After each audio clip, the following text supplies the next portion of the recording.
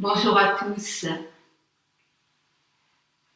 Donc aujourd'hui c'est le début, c'est le premier jour de notre avant-dernière semaine ensemble. Je vous rappelle que vous pouvez trouver tous les renseignements, les adresses, les dates, les choses comme ça sur le site nousasseoirensemble.org. Ce matin, j'aimerais faire comme je vais le faire tous les derniers lundis matins. J'aimerais parler d'un sujet, lire un texte en tout cas sur un sujet qui me semble intéressant. C'est que vous voyez, on fait zazen, donc on parle souvent de zazen. Ensuite, il y a la cérémonie, l'offrande de l'encens, se tourner vers le Bouddha, chanter les refuges, chanter les 4 vœux. Et puis, il y a s'incliner, et puis il y a les prosternations. Et ça, c'est une chose qui est parfois un petit peu difficile à approcher, à comprendre, à faire pour les personnes qui pratiquent dans la voie. Alors, j'ai trouvé 3 textes, tous un peu différents, qui parlent de cette prosternation. Je voudrais lire le premier aujourd'hui. Vous allez voir, on peut se douter à certains indices que c'est un texte anglais. Pourquoi nous nous inclinons ? Toutes les traditions bouddhiques incluent l'acte de s'incliner physiquement, et ceci couplé avec les prosternations est une pratique puissante. Mais s'incliner est tout à fait étranger de nos jours à la plupart des Occidentaux. Toutefois, à l'époque victorienne et auparavant, s'incliner faisait partie du protocole social de notre culture. Maintenant, nous l'associons plutôt à l'Extrême-Orient et à la pratique du bouddhisme. S'incliner et se prosterner sont des marques de respect. Exprimer le respect, c'est regarder vers le haut, vers ce qui est au-dessus de nous et qui est considéré comme digne de respect. Dans le bouddhisme, nous avons les 3 trésors, Bouddha, Dharma, Sangha. Ils signifient la sagesse et des qualités plus grandes que les nôtres. Regarder vers le haut, regarder vers ce qui est au-dessus de nous, c'est s'élever soi-même au-dessus des limites étroites de notre illusion d'un moi et au-dessus des petits intérêts personnels qui vont avec. Au début, quand nous nous inclinons, nous sommes raides et embarrassés. Bon, là, je souris parce que j'ai vu ça souvent à la demeure sans limite. Au début, quand nous nous inclinons, nous sommes raides et embarrassés, ou bien nous avons l'impression de faire quelque chose de sacré. La raideur peut être due à un manque d'habitude, mais le plus souvent, elle vient d'une résistance à me diminuer moi-même. Un étudiant me dit un jour « Je ne m'incline devant personne, sauf la reine ». Bien que ce fût dit d'une façon légère, cela reflète bien cette résistance que nous ressentons à l'idée de nous incliner. C'est très important de reconnaître cette résistance, car elle pointe directement vers la rigidité de l'illusion du moi. L'illusion qu'il existe un moi permanent qui ne change pas et qui garde toujours le contrôle. C'est l'impression que rien ne va se produire dans ma vie sans ma volonté ou mon accord. Si je pense cela, comment puis-je m'incliner devant autre chose ? Incliner le corps, baisser la tête, signifie volontairement faire baisser ce sens du moi qui contrôle tout.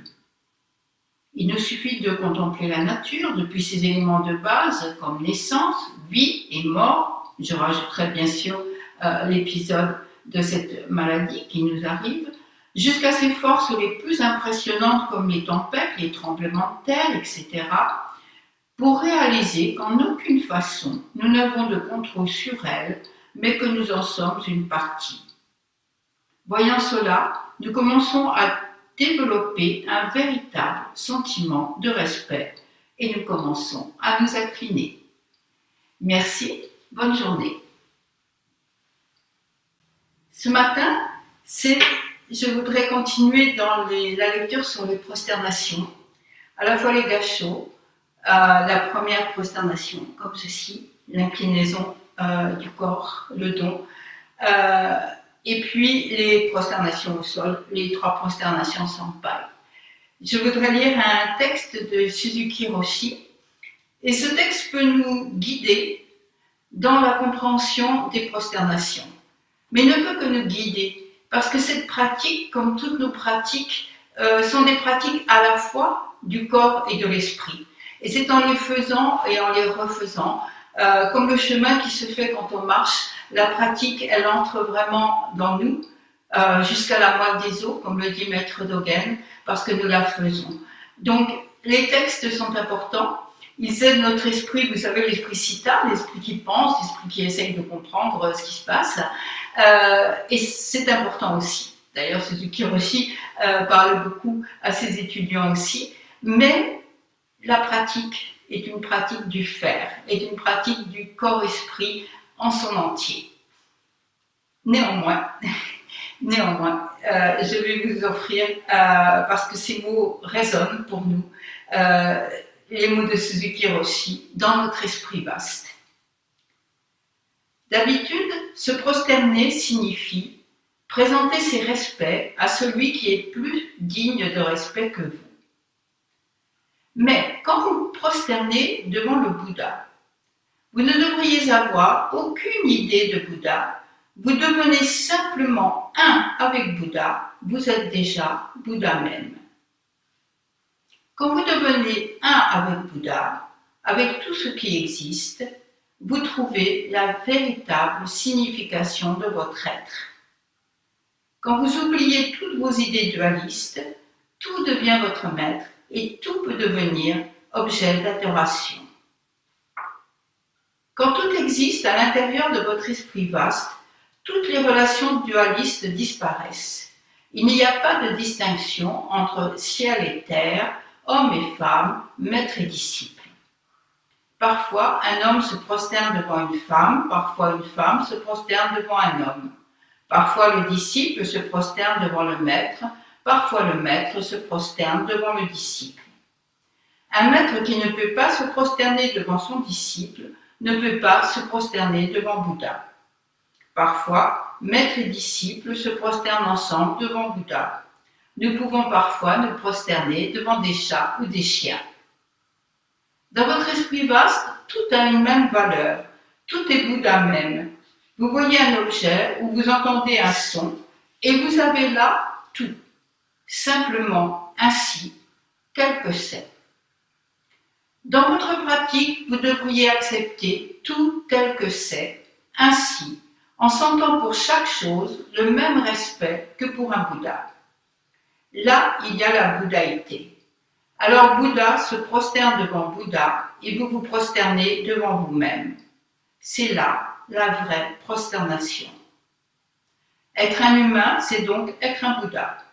Nature de Bouddha n'est qu'un autre nom pour dire nature humaine, notre véritable nature humaine. Ainsi, même si vous ne faites rien, en réalité, vous faites quelque chose. Vous vous exprimez vous-même. Vous exprimez votre véritable nature. Vos yeux l'exprimeront, votre voix l'exprimera, votre attitude l'exprimera. L'essentiel est d'exprimer notre véritable nature de la manière la plus simple et la plus adéquate et de l'apprécier dans le plus petit phénomène. Dans la continuité de cette pratique, de semaine en semaine, d'année en année, vous verrez votre expérience devenir de plus en plus profonde et vous la verrez remplir toutes vos activités quotidiennes. Je voudrais terminer cette approche que nous avons faite des prosternations.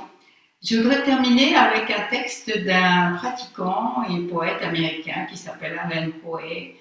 Et je trouve qu'il a saisi l'esprit profond de la méditation lorsque Bouddha se prosterne devant Bouddha. Les paumes jointes, s'incliner depuis la taille, suivre la gravité en descendant sur les genoux, se pencher en avant, la tête touche le sol, les paumes se soulèvent au-dessus des oreilles, se reposent, puis se lever lentement. Dehors, le chant des oiseaux. Rayons du soleil éclairant la poussière qui vole sur le parquet, le front en sent la chaleur, puis alterner la froideur de l'air. Continuez jusqu'à ce que la différence entre chaud et frais ne fasse plus de différence, ou jusqu'à oublier jusqu'où vous avez compté, ou même que vous comptez. Oubliez même que vous êtes en train de vous prosterner, jusqu'à vous prosterner même quand vous ne vous prosternerez pas.